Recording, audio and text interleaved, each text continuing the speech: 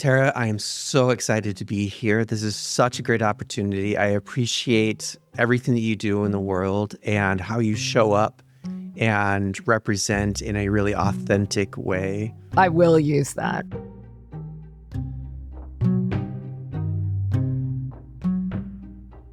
This is What Works, the show that rethinks work, business, and leadership for the 21st century economy.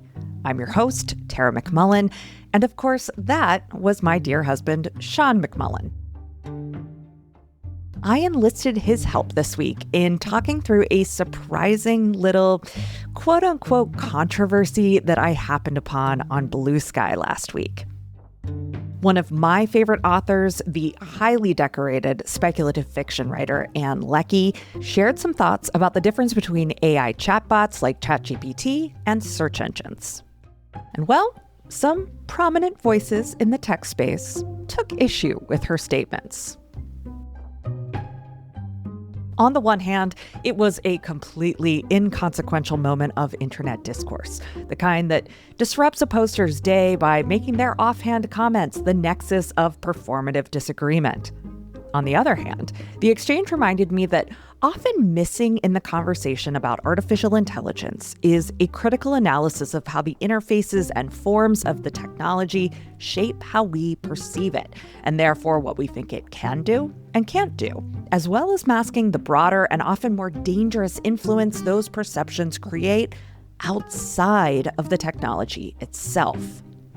So this episode is about what we're really talking about when we talk about search engines, AI chatbots, and the stakes of conflating the two. We get into questions like, well, what is a search engine? How do we define information? And can a chatbot really answer a question?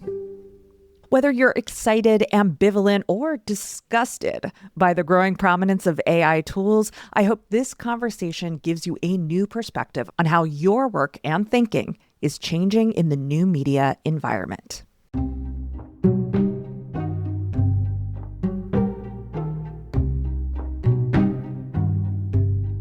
Sean. Tara.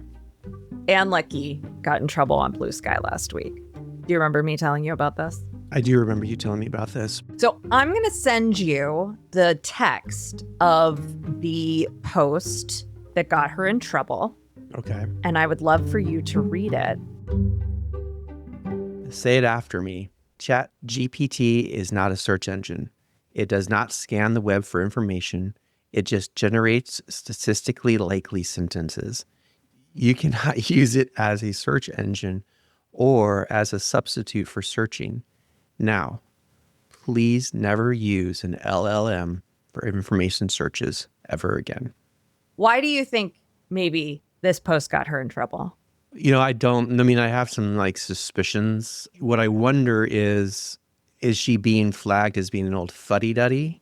Or is she actually just stating the truth that she's actually being right? I mean, she is saying this is what she is saying is true.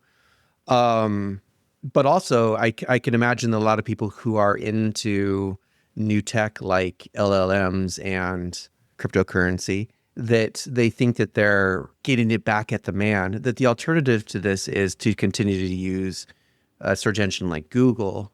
And so I wonder also if her people are saying, your position isn't anti-establishment, your position is very establishment. I don't know. These are the things that come to my mind, but I don't know why she'd get in trouble for this, because it sounds like an opening for a conversation as opposed to something that she should get called out on. Well, as I do, I'm using the words got in trouble. Okay. Less, it's not like she got canceled for this, but she did get a lot of, well, actually types of replies. Were they men mostly?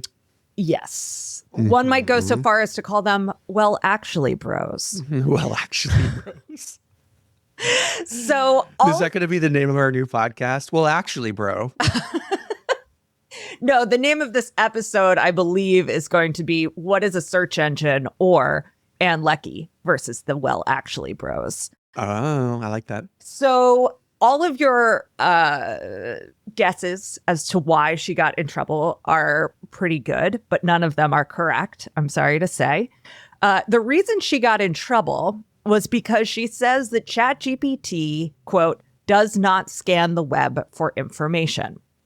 And the Well Actually Bros decided to rather condescendingly tell her that that was factually inaccurate, that in fact, ChatGPT and other large language model chatbots have been searching the web for information now for years, that that's been a built-in feature to these chatbots. So let's take a look at two of the Well Actually replies. This first one is from Casey Newton, who is a tech journalist. He's the founder of a newsletter called Platformer, which is a pretty big tech newsletter. He's formerly of The Verge. He co-hosts a podcast for the New York Times with Kevin Roose. And I should say, too, that Casey Newton is not an AI booster in any way. He's not a like AI or else kind of a guy. And he's often critical of things happening in the tech space. This is his response. This is one of the most shared posts on Bluesky in the past day, and it's just completely false. You might think ChatGPT is a bad search engine or prefer another search engine, but it has had integrated web search since last year. So, Casey Newton says Ann Leckie is completely false, that ChatGPT is, in fact, a search engine. It may be a bad search engine. You may prefer a different search engine. It's an LLM with a search engine feature. Like, it's not a search engine first. Well, we're going to get to what a search engine actually is from a media theory standpoint and why that matters. But yes, so he's saying, look, ChatGPT absolutely scans the web for information, and therefore it is a search engine. The other reply that we're going to look at, or not reply, these were actually both reposts or parts of reposts, but that's neither here nor there. Here is Anil Dash's response. It is, in fact, factually incorrect to say that ChatGPT does not scan the web for information, which is part of why that's not an effective critical tactic to use. So Anil Dash, again, is another guy who is largely, let's say, suspicious, critical, at least like skeptical of a lot of the boosterism that happens in technology. He is a entrepreneur, a software engineer, a person who is in the tech industry, but perhaps not of the tech industry. So that's Anil Dash. And he also agrees with Newton. This is factually incorrect. Now, what is your working definition, or what do you think of when you think of the word information or the idea of information? That's a thing I've never thought about. I've only ever taken that for granted, that information is information. What are some synonyms for information then? Data. Okay. Comes to mind. Content comes to mind. Okay. Material. Okay. Yeah. Knowledge. I wouldn't call that I wouldn't use that as a synonym.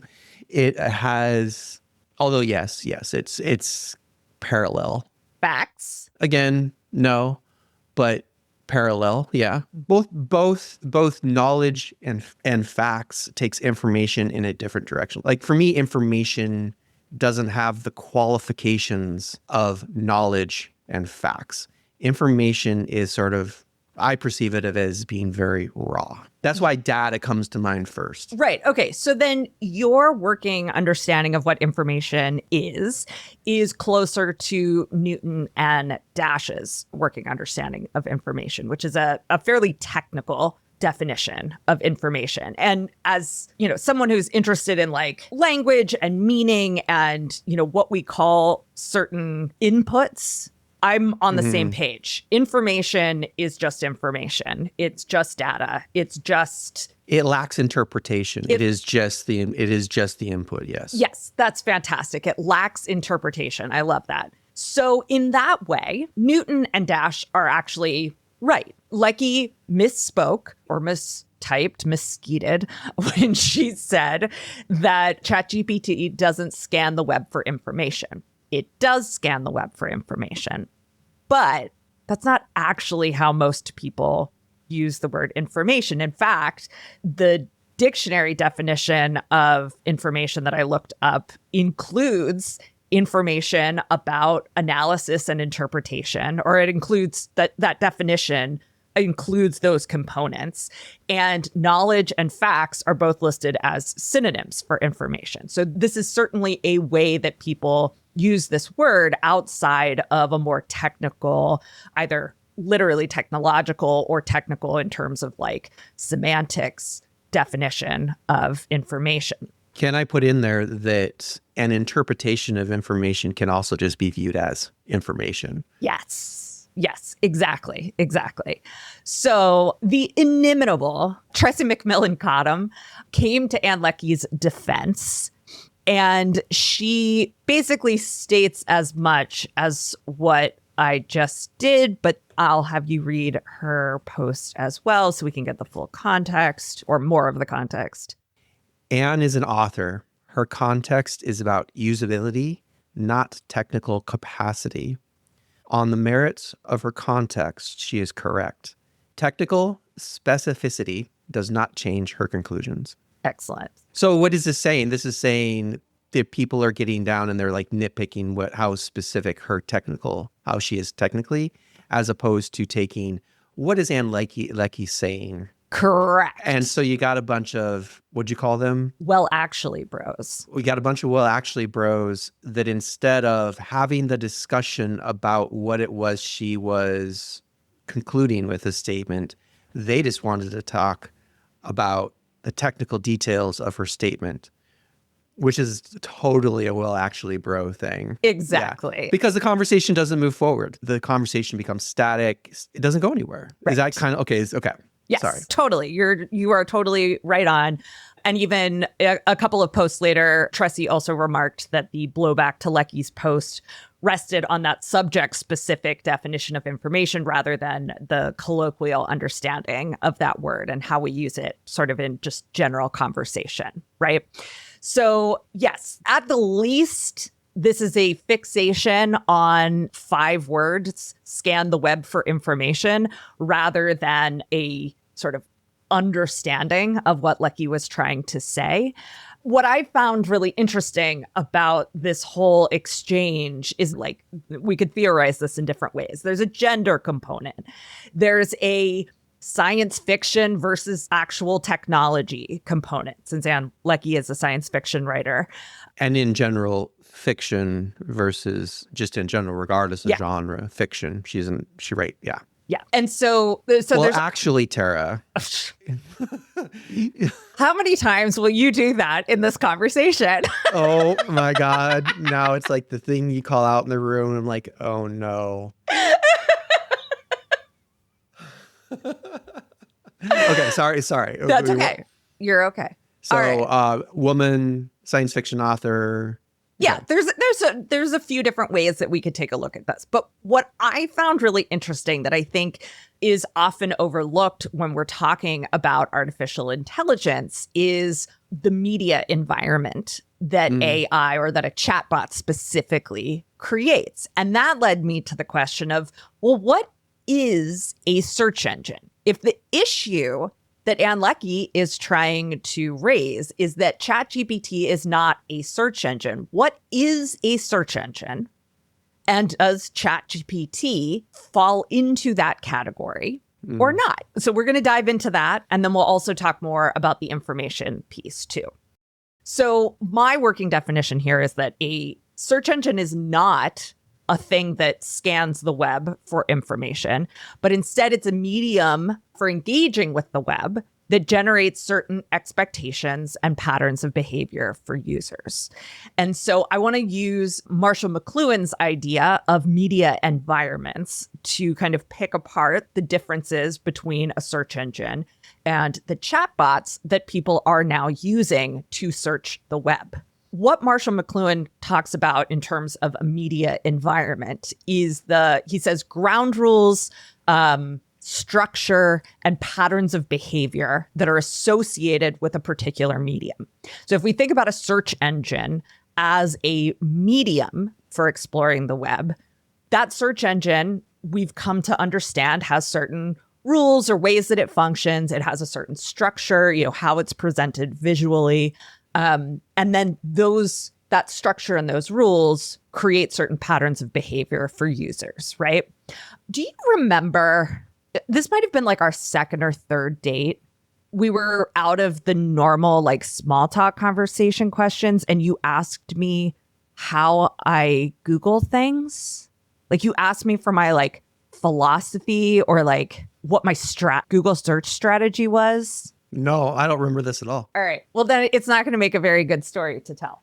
I mean, the reasons I probably would have been asking that was I had just discovered that you could put quotation marks around things to filter the way that your search, when we met, I had been online, I don't know, maybe 5 years at that point. Yeah. You aren't the hardened internet user that you are today. No. Who will interrupt my workflow to tell me about a new keyboard shortcut that you've learned. Oh, they're great, aren't they?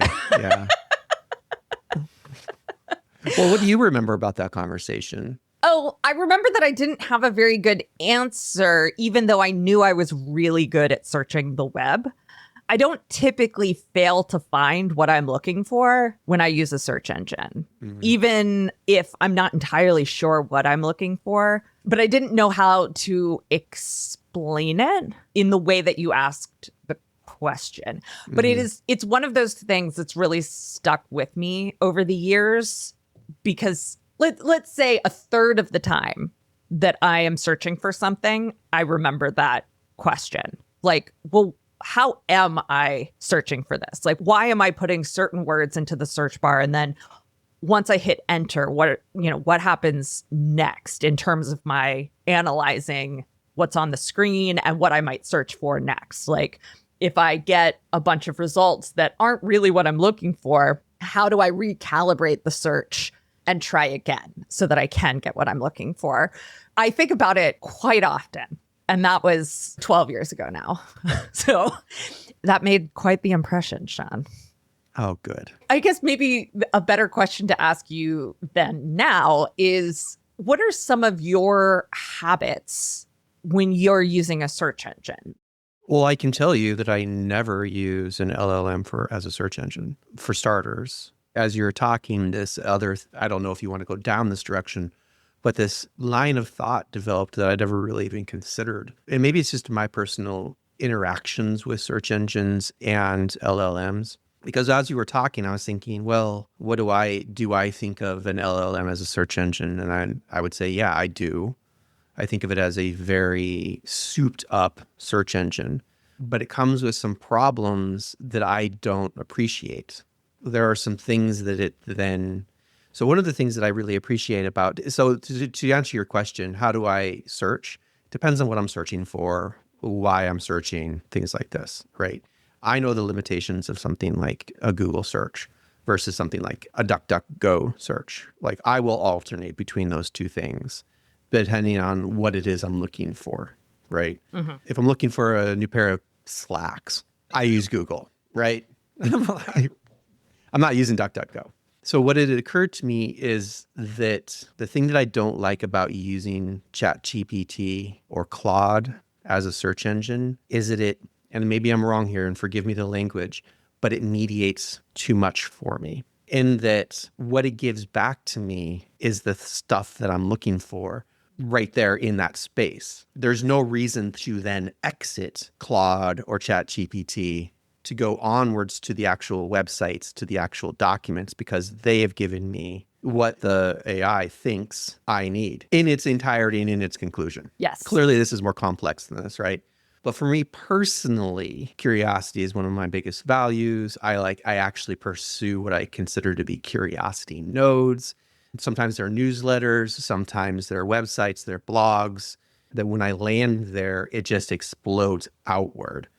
And it is actually sort of consciousness expanding in the sense that it allows me to then, in a way that I didn't predict, explore, discover new information, right? Yes.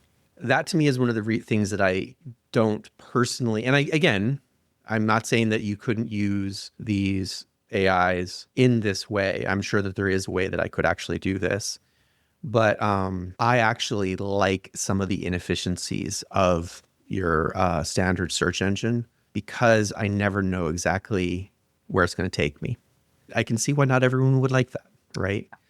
But if there was such a thing as a curiosity node, which is a place that expands outward, for me personally, my current interactions with AIs, it's whatever the opposite is. It's sort of dead ends. Whereas, sure, I can go in and I can say, hey, tell me about Fluxus. And it'll tell me about Fluxus, right? And then I can have a conversation with it, a quote conversation with it, and it'll tell me more about Fluxus. But that's not what I'm looking for. I'm looking for the original documents. I'm looking for the discovery on my own. Like, I'm not looking for efficiency. So anyway, I kind of rabbit holed a little bit there, but that's my relationship with search engines. Yeah, you didn't rabbit hole at all. That's exactly where we're going. But can I also say that, like, I consider a search engine to be, like, in its most basic form, a way of just searching information. So there's information presented to you and you're looking for, say, a keyword. Well, where's all the occasions of that single word? I kind of like that, because then the interpretation of that information is left to me. And depending upon the definitions we've established earlier about information, what is it and what is it not? The way that I currently use AIs, and again, I'm sure there are ways you can alter this by the correct prompts, but the way that it currently, there's too much interpretation for my taste. Well, we're going to get there, but there's actually zero interpretation, right? There's the guise of interpretation. Okay. Yeah. Yes. Yeah. So you have perfectly summed up the difference between the media environment that is a search engine and the media environment that is an LLM-driven chatbot, right? So a search engine is a media environment with a certain structure and rules and pattern of behavior that prioritizes activities like cross-referencing, analyzing, repeated attempts at search. And because of those things, then also prioritizes curiosity, exploration, serendipity, like all of these things that kind of come from that research process and the way that we've learned how to use search engines. But an AI chatbot is a media environment that encourages patterns that are more conducive to efficiency, authority or deference to authority, and standardization because of the way that you interact with it. Again, because of the rules, the structure, and the patterns of behavior that kind of come through engaging with that medium, to use Marshall McLuhan's definition again. So I want to do a little bit of clarifying here too of some terms and sort of like where I'm coming at this from. My goal first and foremost in this conversation is not to say that search engines good and chatbots bad. Like, this is not a moral conversation. But I mean, I will certainly be coming out on the side of search engine. I am way more in agreement with Ann Leckie than I am with the Well Actually bros. I mean, spoiler alert, right? But I wanted to say, like, the media environment that you choose to engage with, to interact with, is up to you. The problem comes when we confuse one media environment for another. And part of what AI boosterism relies on is us confusing the chatbot medium with other media environments that have different structure, different rules, and different patterns of behavior. Because the technology as it is, while impressive in so many ways, fails on all the things they say it does. So the caveat I want to say is, when I'm talking about a search engine here, I'm talking about Google pre-AI overview. Okay. And even pre, like, the little info box, when it was just like surfacing an answer to a question, like directly from a web page. I'm talking about a search bar that you type whatever you type into, and you get a list of websites. Some of those are ads, some of those are other forms of media, but the bulk of it is, 10 or so results at a time. That's what I'm talking about with search engines. With AI, chatbots, ChatGPT, Claude, we're kind of using all of those things interchangeably. But like we've kind of been dancing around, we're talking about large language models. So these are algorithms essentially that are trained on millions and millions of words to understand what words are more likely to go together and which words are less likely to go together, and then reliably predict what the next right word would be in any given sentence or in any given explanation of something. And the reason all of this matters to me, and I think should matter to others, is that when we confuse ChatGPT or any chatbot with a search engine, what we're really doing is prioritizing things like efficiency, deference to authority, and standardization over curiosity and exploration and serendipity, which makes us less curious, less likely to engage in critical thinking, and more easily manipulated by people who control that environment. My mind is exploding in a whole bunch of different directions, and so I'm trying not to take it directions you don't necessarily want things to go, As you're saying, confusing this tool as this tool, conflating them, saying that they're the same thing when they're not. There's something nice about knowing what it is, because then, like I was saying earlier, I will go to certain places when I want a certain thing. Right. And knowing that difference because I know why I'm there and what I'm looking for. There are times when I want the efficiency. I don't want to dilly-dally and figure out, there are times when I don't want to spend an hour figuring out how to answer a specific question. I want it in 30 seconds. And it just depends on what tool I'm looking for, what I'm looking for, what outcome I'm looking for. It will determine the tool. Yes, exactly.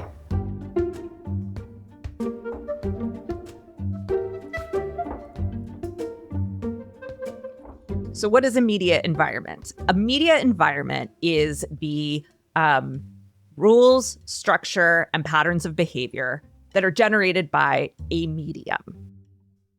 So a TV show, or television generally, is a media environment, right? And that media environment is oral, it's visual, it is generally very highly produced. We're used to things on television being well lit and cut in ways that make it really fast paced. Like all of those things play into how we receive television media, no matter what the content is. In this particular case, does the context historically of the medium play into this definition, or is that expanding on the definition too far? Is it literally trying to keep the definition more restrained? No, McLuhan doesn't really restrain definitions, as I can tell. He would prefer things to always be very gray. Well, and that's why I say, if you go and you see, I don't know, a reboot of Cheers or something, and you're interacting with it, and it's in front of or at least presented to make it look like it's in front of a studio audience, and it has this particular lighting, and then there's the sound and the transitions and these things. But not only does that land in a continuum of Cheers, it also lands in the continuum of sitcoms, and particularly an American sitcom. Mm-hmm. And so I wonder how much that continuity plays into the media environment. But no, that's a great point. So yes, and that was definitely something that I'm getting to. So the way McLuhan talks about it is that essentially we adapt to the media environments that we're in. So if you think about when he was writing, which was 50s, 60s, 70s predominantly, he is writing at a time when broadcast television as a medium is still fairly new, right? And when he's kind of originating most of his biggest ideas, the ones that have stuck around the longest, it is definitely at that time when people are still trying to figure out what this whole television thing is, right? And that's both from a viewer perspective and from a producer's standpoint. Like, there were all sorts of people trying all sorts of wacky things with television in the 50s and 60s. So as a medium sticks around longer, as we have more of a history with it, we adapt our understanding of it more and more. So the way you and I engage with television is very different than the way that McLuhan would have engaged with television. And so even though a lot of the ground rules and structure and even patterns of behavior are the same in that media environment, we're also understanding it within the context of history, whether we realize it or not. This is actually really, really germane to this difference between search engines and chatbots, because search engines now have been around for Google has been around for almost 30 years, right? Lola has never lived in a world without a search engine. Like, search engines are kind of fused into the way she thinks and interacts with the internet. AI chatbots are something relatively new. They've been around in a format that the average person can use for just a few years now. We haven't really adapted to that environment yet, to that media environment. So McLuhan says, when faced with a totally new situation, we tend always to attach ourselves to the objects, to the flavor of the most recent past. We look at the present through a rear view mirror. So what he's saying there is that, in his time, people were bringing their habits and their assumptions and expectations of print media and radio media to television. But television was creating a very different environment and doing very different things.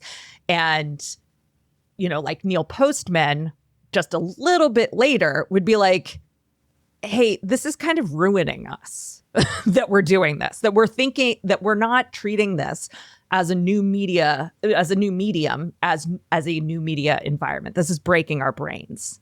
And, there's a lot of things that you can say about, as you kind of said earlier, like, is this just about being a fuddy-duddy, or is there something real going on? Mm-hmm. For my money, there's something real going on. So it is not surprising that when people are in a chatbot and that chatbot technically scans the web for information, that we bring to that our context and our adaptations of the search engine media environment. And that's a problem because a chatbot is not a search engine. It is something new, and we're not developing the patterns and habits and expectations that we need to actually use that tool properly. Can I give you an example of, so maybe if I'm following you correctly, Yeah. back to the television, to the sitcom feature I was telling you about with a live studio Perfect. audience? You're clearly still mimicking a different medium, theater. Yes. Right? And in a lot of ways, television has moved past that medium and has been allowed to become the medium that it is, as opposed to the medium that it is not. Yeah. But it's so funny that you can still go on to, like, I don't know, the network television and still see in front of a live studio audience faked, the laugh track, that they're still presenting this as if it was this other medium, which is theater. Right? And in a lot of ways, and so you're bringing all the expectations of a different medium to this new medium. Interesting. Yeah. That makes me think of in Tina Fey's memoir, Bossy Pants, she talks about the decision to shoot 30 Rock as a single camera sitcom as opposed to a multi-camera sitcom, because the single cam, which is what's most common today, is, as I understand it, if I'm understanding this correctly, is more cinematic, whereas the multicam sitcom is the live studio audience. Like, we've got a big set and we're going to stand back and shoot it from back here. Whereas with the single camera, we're like up in Alec Baldwin's face while he's talking about synergy. Okay, this is editing me. I wanted to make sure that I was correct about how I described the single multi-camera thing. So here's the exact passage from Bossy Pants. Tina Fey writes, "We only shoot in this single camera style because it is currently the fashion. Classic shows like Frasier, Everybody Loves Raymond, and Seinfeld were shot multi-camera in front of an audience. I'm pretty sure it took about 3 hours a week. I don't know why the network's taste changed to single camera shows, but there's no bucking fashion trends. If that were possible, I'd still be wearing this amazing pair of light blue jeans I owned in college that had 4 built-in belts across the front." Okay, so let's tease apart the differences between the search engine media environment and the LLM chatbot media environment a little bit more. I think first and foremost, it starts with the interface, right? Typing into a search bar and getting a bunch of results back, even though a lot of them are ads, even though they're surfacing a lot of media that we're probably not looking for, like videos or Reddit posts. It's all in there, right? The chatbot interface, which you've talked about, is this very streamlined, I type something in, it responds to me like I'm chatting with a person. So you don't get that deluge of possible responses. You get a response or a few options of responses. And even when you have the option to look at the sources that a chatbot is using to give you that information, one, you have to actually ask for those sources. And then 2, you've already been presented with an answer. Any additional referencing that you do is going to be filtered through that answer that you've already received. So similarly to what I was saying before, we've been using search engines for quite a while now. We've had time to develop our habits around them. We've had time to develop our personal philosophies around what we type into the search bar to get what we need or what we want or what we might not have known we wanted, but is there anyhow. While chatbots are a brand new environment, we are not adapted to yet. And so we're relying on our understanding of other media to understand and interact with it. I was say, so it's like all of this new information is coming at us, all this new technology and new environment, media environment is coming at us. How do we understand it and not freak out and have anxiety attacks? We compare it to what we know and what is comfortable. Yes. Yeah. And we use it that way. Yeah. Yeah. Even if it's not at all the same thing. Okay. So search engines present options. Chatbots present answers. A search engine is more like a card catalog, which we'll come back to, and chatbots are more like a Q&A session. Mm-hmm. Search engines encourage curiosity and exploration, while chatbots encourage efficiency, standardization, and deference to authority.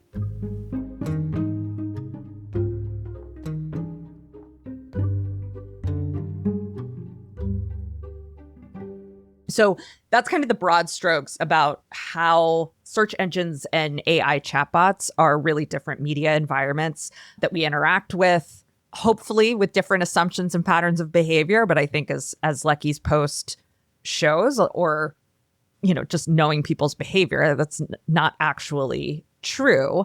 Let's go back to this idea of what is information and what a chatbot is actually doing when it is, quote unquote, scanning the web for information. The image that's coming to my mind is like, I always look for like a metaphorical image to put all this information to, because one of the things you had said, deference to authority. And then I was like, okay, that makes sense. But I was trying to like put that in the context with my own. So what I was imagining was you go to a library and you have a search function where you can go into those books that are relative to the information that you're looking for. You go find those books, open them up, read them, learn, come to your conclusions, etc. You have to like work towards that answer, right? Yeah. Or there's a guy who sits over in the corner at a chair who has theoretically read all of these books and understands all these books. And you go over to the dude and you say, hey, I have a question for you. And then he gives you an answer and you say, okay, thank you. And that's what I'm imagining the difference between those two things are. Then the deference of authority is the assumption that this AI is actually an authority on the information in this library, which is a very trusted assumption. But one of the things that I was kind of on and off again about whether or not I should include it is like, acknowledging that Google, through an algorithm, curates its responses. But there's nothing that doesn't curate responses, right? So whether it's the expert in the corner, or it's Google's algorithm, or it's the library purchasing books, or it's so physical library itself, right? Right. You're going to go to Lidditz library and get a very different variety of books than if you go to the Manheim Township one. Right, exactly. The difference between all of those things and ChatGPT is the amount of information that you have access to as that is happening. So I can't know what Google's algorithm is, but I can look at a page of results and decide which ones I'm going to click on based on their titles, the domains that they're at. Like if I recognize a reporter's name or a website's name, right? Like I have all of that information in front of me. If I go to the expert at the library, I have their tone of voice. I have how they're speaking with me. Like I have all of this, their body language, right? I have access to all of that information. Any communication that we're doing is being communicated through multiple filters of experience and knowledge and all of these things. And I might not be able to know what all of those filters are, but I have more information through which to analyze what I'm being told than when I do with a chatbot. With a chatbot, I have very, very limited, unless I go looking for it. I'm not saying that it's not there. It's just not clear. And I'm not adapted to thinking about that chatbot as having those filters, because it seems to not have them in its interactions with you. Also, like if we look at the Q&A or asking a question of an expert, someone who has experience in something, someone who has done some sort of learning on a subject, asking a question of that kind of person and receiving an answer, that is also a form of media, right? It is a medium. Absolutely, yeah. And we have adapted to that media environment. And we are also applying that media environment's patterns of behavior to chatbots, which is that you don't ask people questions who don't know what they're talking about, generally speaking, right? If we're talking about like a Q&A session, typically the person on the Q side of things, the person being asked the questions, is an expert. They have experience. They have access to some knowledge that you do not have access to.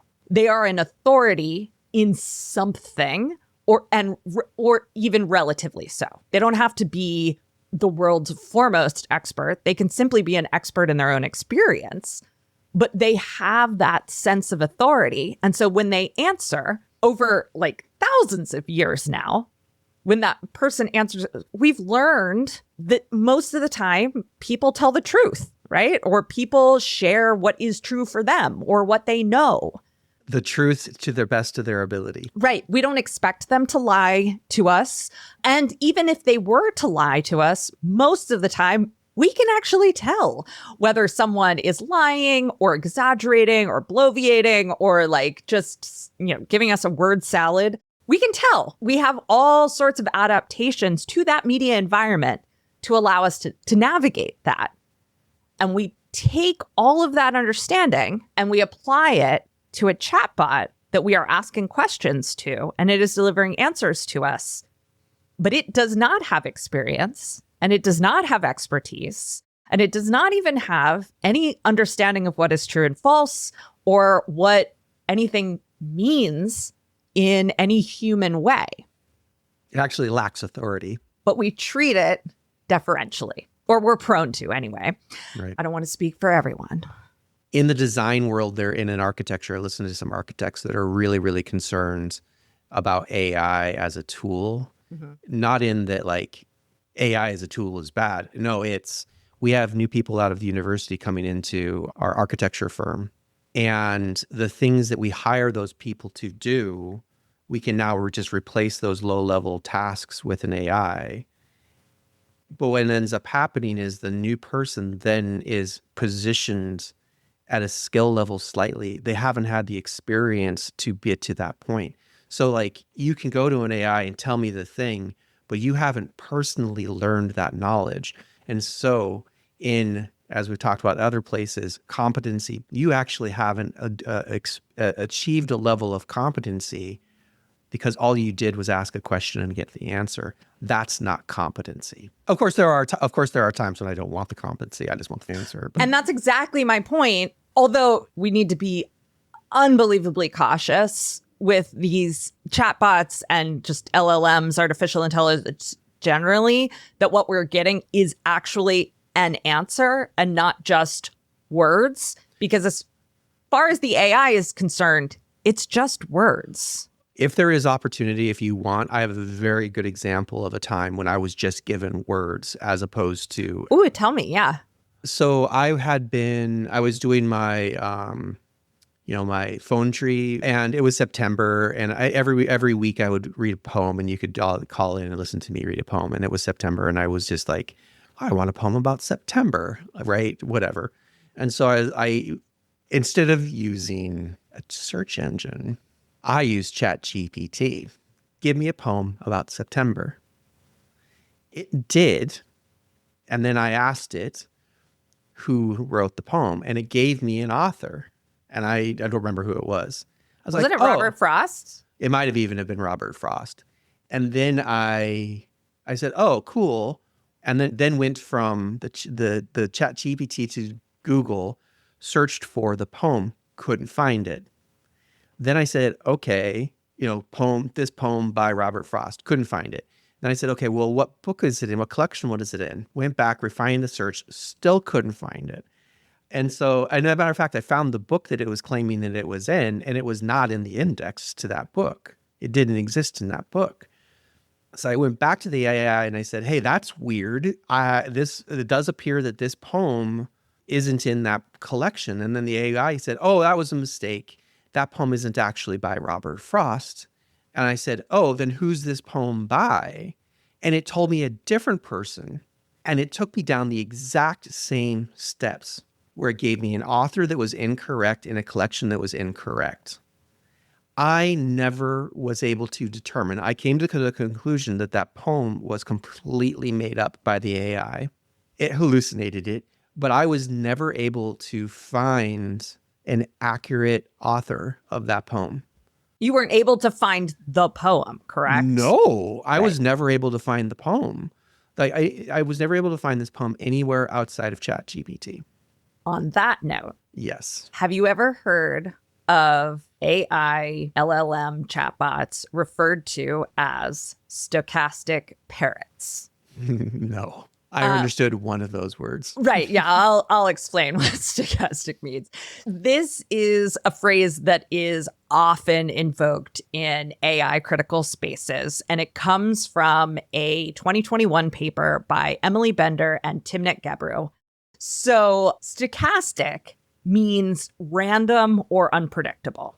In the past was typically invoked in terms of like stochastic terror. So terrorism is stochastic in the way that it works because things become more terrifying when it could happen at any moment, right? So stochastic terror keeps us always anxious, like when's the next bomb going to go off? When's the next shooting going to happen? All of those things, right? So that's stochastic terror. They refer to AI as a stochastic parrot because a parrot also is not, it can speak words, but a parrot is not speaking to you. It's not having a conversation with you. It doesn't know what it's saying. It doesn't associate the sounds that it's making with meaning.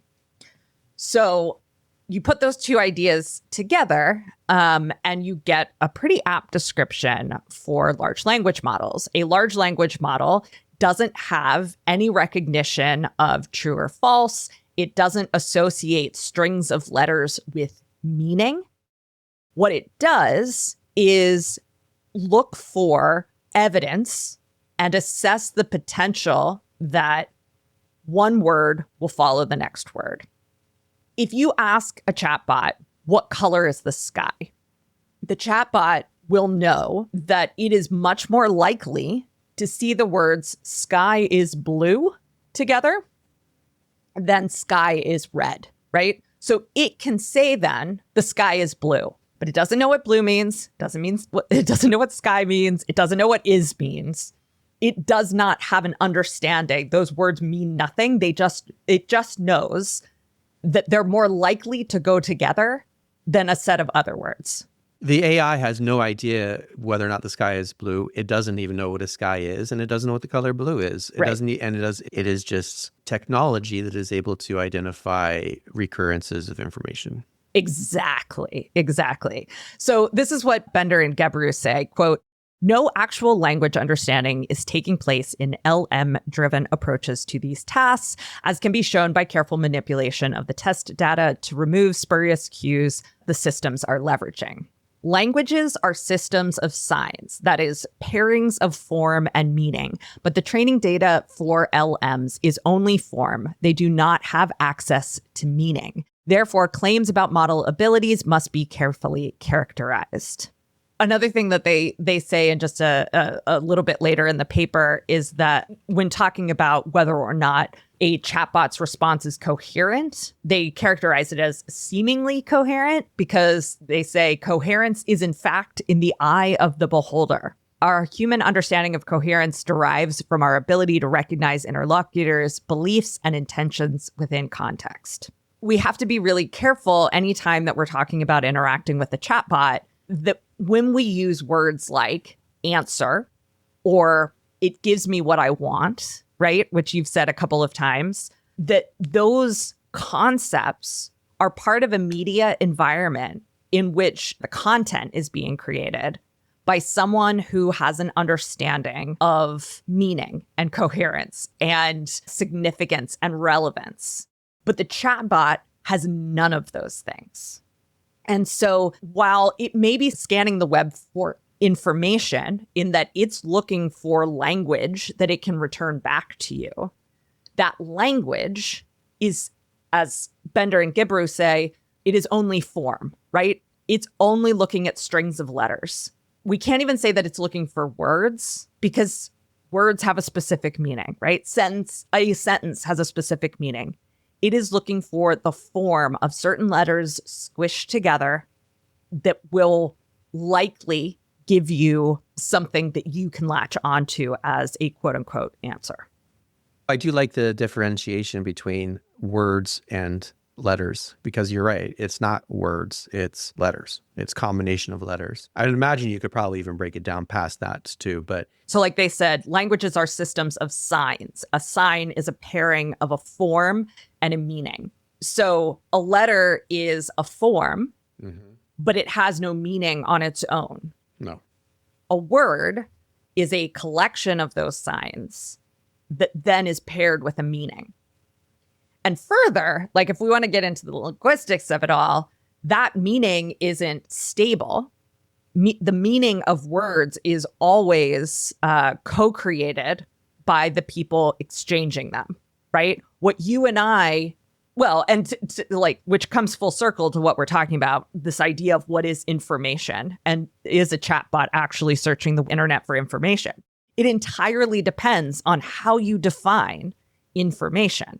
The well-actually bros would like us to believe that information is just those sets of letters, whereas Ann Leckie and Tressie McMillan Cotton is thinking about information as something that has meaning attached to it. I was also trying to think of like my personal working definition or like what I consider information, how I define information, which one of those things I actually align myself with. Well, okay, so this maybe I wasn't going to bring this up unless it came up organically, but you and I have had conversations about AI overview in Google before and how terrible it is and how much we wish it didn't exist and how you can't ever rely on it. And also, I have looked over your shoulder as you have read from the AI overview to me from something that you are searching for. Can I be honest with you? I would say that most of the times when I have done that, I have not even processed that I'm using an AI when I'm doing that. Well, see, that's the exception that proves the rule, right? You're on a search engine, but you have just used an LLM-driven feature. Right. And so you are literally in one media environment where the rules and structure of a new media environment have been imposed on you in a way that is not clear and does not even allow you to think about, well, how should I be interacting with this differently? It scares the hell out of me.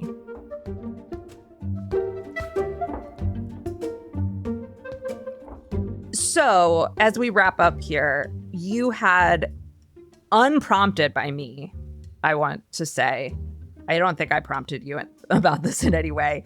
You had mentioned, it's like if you go to a library and you search for this and you go to the bookshelf and you pull out the books and you look and see what's there versus going to the guy in the corner who supposedly has all of the information in the library in his brain. Or even a guy who's going to go and do the research for you, right? Let's say it's not even a guy that knows all the things. In this world, librarians don't actually let you look at the books. They look at the books for you and then report back with the information that they think you want. Not only is that a great metaphor for thinking about this, it relates to a Bluesky thread from a few months ago about that exact thing. This is completely unrelated to Ann Leckie versus the Well Actually Bros, except that it is very, very helpful context for understanding what Ann Leckie was trying to say and why the Well Actually Bros are wrong. Okay, so this was a thread by a woman named Courtney McLuhan. She is a former lawyer. She clerked at the Supreme Court, and now she writes historical romance full-time. So another author. And she posted this really great thread. I am going to send you the first bit of it. If you could read that for us. So one of the things that I think is lost on AI proponents is what I call the card catalog effect. A thing I shouldn't call it because a lot of people probably have no experience with a card catalog. Here's how it went when I was a kid. You want to know something, and it took some amount of work to find out. You'd go to the library. You'd look things up on the computer or the card catalog. You'd write down the Dewey Decimal Number and go to the shelves and find a book. The chances of the answer you were looking for being in the book were not actually high. This is so true. But you pretty quickly learned that the chances of the answer being in an adjacent book were higher. And in the meantime, you'd look at the book you found and end up with some different stuff that made you ask the question differently. Yes. This totally goes back to the curiosity note thing we were talking about earlier. Yeah. Yeah. Libraries, like search engines, encourage curiosity, exploration, connecting the dots, analyzing things, going beyond the container of your original question when you find new information. So this is how the thread ends. The answer was not the point. The answer was never the point. The process of searching is the process of learning. Knowledge is never knowing the answer. It's knowing the territory. Yes. Yeah, because not only is being able to find the information that you're looking for a necessary skill, being able to think through the process of finding the information you're looking for is an even more important skill. It's not just how do you use the tool, it's how do you think about the question in the first place? How do you form your understanding of the topic that you're interested in? What are the frameworks that you're using to pull that stuff together? We learn that over time in the process of using the library, using a search engine, having conversations with people who know things that we don't, who have access to knowledge that we don't have. And an AI chatbot circumvents all of that. It eliminates our urge to explore outside of a very narrow question and answer situation. And it prevents us from learning different ways to form questions. Because I just have to say, AI prompt engineering, that doesn't help you think better. It helps you think more like the machine. And when you think more like the machine, you are far more easily manipulated, and you are far more easily tricked, and you are far less likely to engage in the things that are under threat right now, which is human work, and democracy. Makes us more vulnerable. Makes us more vulnerable, exactly. I have one final thing for you to read, which is something that Ann Leckie posted shortly after her original message went viral. Oh no, some fans of the super autocomplete plagiarism machine are unhappy with me.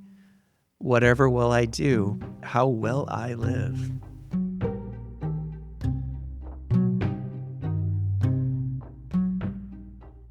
Thanks for listening to today's episode. I've been wanting to try this format for a while. So if you liked it and you'd like to hear more of this kind of format, let me know. You can find me on Bluesky, where I'm at TaraMcMullen.com. If you'd like to read the essay version, you can find it at whatworks.fyi. Summer is right around the corner, and that means it's almost time for Summer Seminar. Summer Seminar is an intellectual oasis for creative thinkers and curious adventurers. It combines speculative fiction, big questions, and practical application. For summer 2025, we're reading Sofia Samatar's critically acclaimed novella, The Practice, The Horizon, and The Chain. We'll pair it with adventures in systems thinking and cultural analysis, and we'll apply what we discover by reflecting on the systems we create and encounter in our own lives and work. Summer Seminar is designed to fit into any schedule and explores critical thinking skills you can apply to any goal or challenge. To learn more, visit whatworks.fyi/summer or click the link in the show notes. That's whatworks.fyi/summer. Summer Seminar starts June 9th. Today's episode was produced and hosted by me, Tara McMullen, with help from my co-conspirator in life and work, Sean McMullen. What Works is a production of Yellow House Media, a boutique media production agency that helps people turn meaningful ideas into remarkable content.